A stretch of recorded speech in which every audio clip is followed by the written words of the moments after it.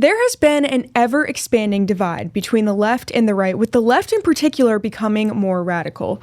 The question most often asked is, how did we get here? I have some answers from history, and what you are about to see will probably shock you. Hello everyone and welcome to Restoring America. My name is Grace Reilly and I wanted to thank all of you, seriously, for all of the feedback and just all of you tuning into this show and making the launch so successful. I'm so honored and grateful. It really has kicked off better than I ever could have imagined. So thank you so much to all of you for tuning in, and I hope you continue to enjoy the show and continue to do so. We're going to keep it all coming, starting with today's very important topic. I'll set the stage with a few questions. Where did the radicalism that we're seeing from the left come from? The normalized heightened rhetoric, and now the commonplace political violence. Beyond this, the radical left has successfully won support and taken over the Democrat Party. We saw the latest example earlier this week in New York with Zohran Mamdani, but he's not the first card-carrying Democratic Socialists of America member to be either elected to high positions or gain wide support. How did that happen? Let's start by looking at history and looking at the roots. We've been watching history repeat itself, and you are about to see the proof. In 1943, the following directive was issued from party headquarters to all communists in the United States. It read, "When certain obstructionists become too irritating, label them after suitable build-ups as fascist or Nazi or anti-Semitic, and use the prestige of anti-fascist and tolerance organizations to discredit them. In the public mind, constantly associate those who oppose us with those names which already have a bad smell. The association will, after enough repetition, become fact in the public mind." Whoa. 1943, predicting exactly what we're seeing the left doing today. 82 years later, now in 2025, fascist, Nazi, racist, Hitler, bigot, transphobic, all common names assigned to conservatives by leftists.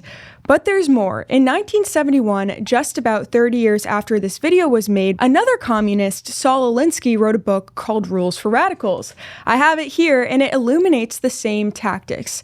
Now, Alinsky was a very prominent Marxist, so this is very relevant. The book still does well today. Both Obama and Hillary Clinton were admirers of Alinsky, so a sitting president, and obviously a candidate for president, being admirers of this communist who really lays the groundwork for what has impacted radicalism today. Many of their actions, Obama and Clinton's and other leftists, reflect these teachings. He wrote in this book, "He who controls the language controls the masses." That's it right there, and we saw that in the video that we just watched. On page 60 also, I'll read you another quote. When he's talking about the language of politics, he says, "All definitions of words, like everything else, are relative." And that's what we've seen from the left in so many different ways today. But he lays out about 13 tactics in this book, but the whole thing is really how to organize and explains a lot about where the radical left has gotten today and how the radicalism has expanded. Alinsky also favored the tactic of using unending repetition to convert rhetoric into fact in people's minds. An example of this is Rule 13 of his, for example. This is also in the book. He says, pick the target, freeze it, personalize it, and polarize it. Out of all of the 13 rules, that one definitely stands out, but all of them really express the radicalism. Now, let's watch all of this in practice today. Remember that communist directive as you watch this. You think Donald Trump is a fascist? Yes, I do. Timo Hitler in the White House right now. You say Donald Trump is a fascist. Fascism is not on the way. It is here. One side stands for freedom, while the other meets the textbook definition of fascism, namely a far-right dictatorial regime like Hitler's Germany or Franco's Spain or Mussolini's Italy, but also white-ruled South Africa. And he is a fascist to his core.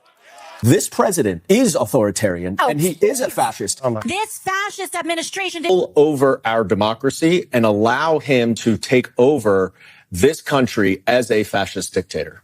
He is paving the way to become a Vladimir Putin or to become an Adolf Hitler or a Kim Jong-un. That's what he wants to be. In times of fascism and authoritarianism. This is the path to a dictatorship. Someone who, I quote, certainly falls into the general definition of fascist, who in fact vowed to be a dictator on day one.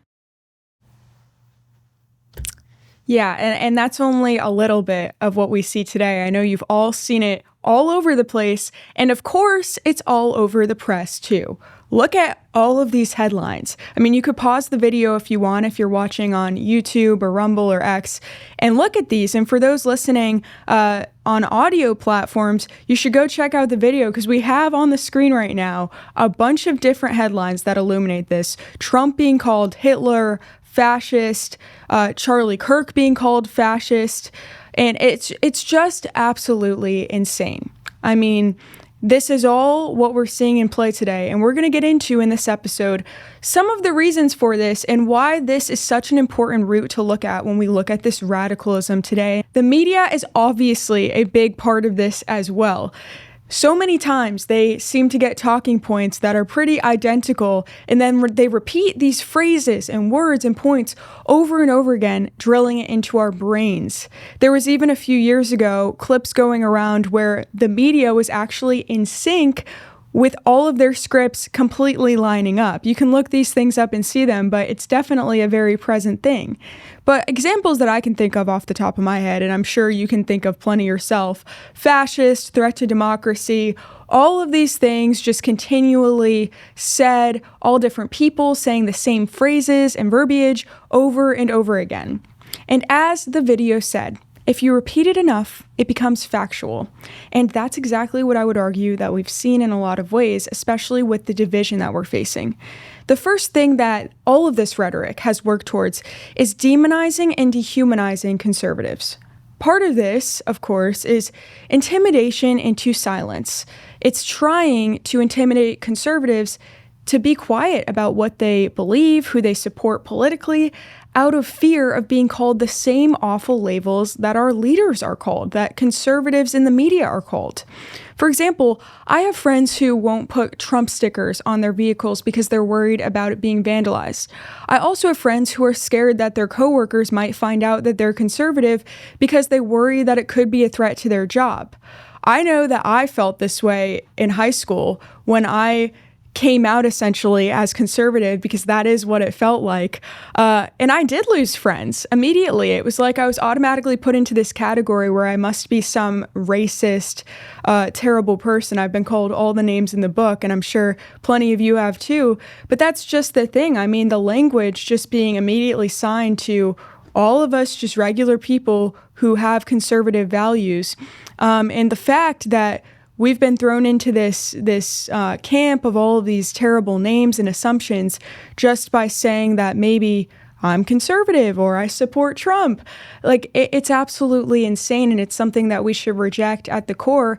And that's a huge part of why we are so divided in our country, because we've lost the place that we used to be in, where we understood, okay, Democrats, Republicans, we all want good things. We all love our country. We just kind of have different ideas and ways of getting there.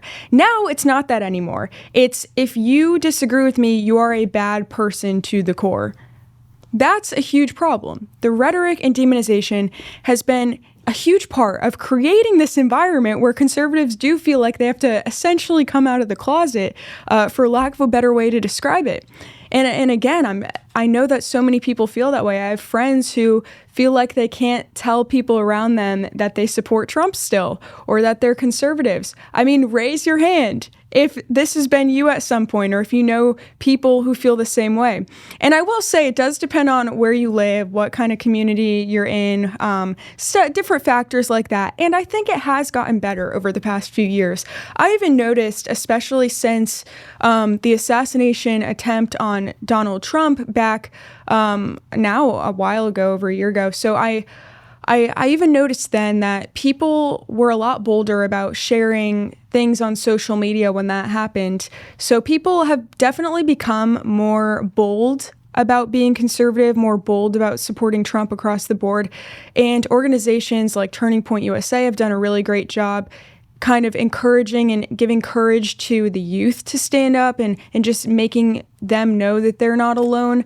But all this to say, that's definitely one of the serious impacts of all of this rhetoric. And it's understandable. The fear of losing friends, the fear of being ostracized, they're all very valid things. And of course, the left hopes that this will help them win, that it would somehow become a perception that the normal and popular position is to be liberal, and that conservatives are bad people.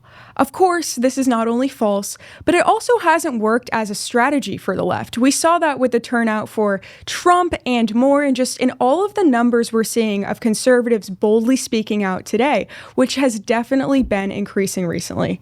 Do you remember this, though? This is another example of all of this. This was back in June in 2018 and was one of the big steps that only continued and worsened over the past few years to make kind of this cancellation, demonization culture thrive. So let's watch this. Members of your cabinet that have been booed out of restaurants, who have protesters taking up at their house, who's saying no peace, no sleep. Let's make sure we show up wherever we have to show up. And if you see anybody from that cabinet in a restaurant, in a department store, at a gasoline station, you get out and you create a crowd. And you push back on them. And you tell them they're not welcome. What she said did have an impact, of course. People did get pushed out of restaurants. Sarah Sanders, Stephen Miller, Kirstjen Nielsen are all examples of this. A month later, after this video of Maxine Waters, in August of 2018, that would be, Charlie Kirk and Candace Owens were pushed out of a restaurant by Antifa, which finally, thanks to President Trump, is now classified as a domestic terrorist organization.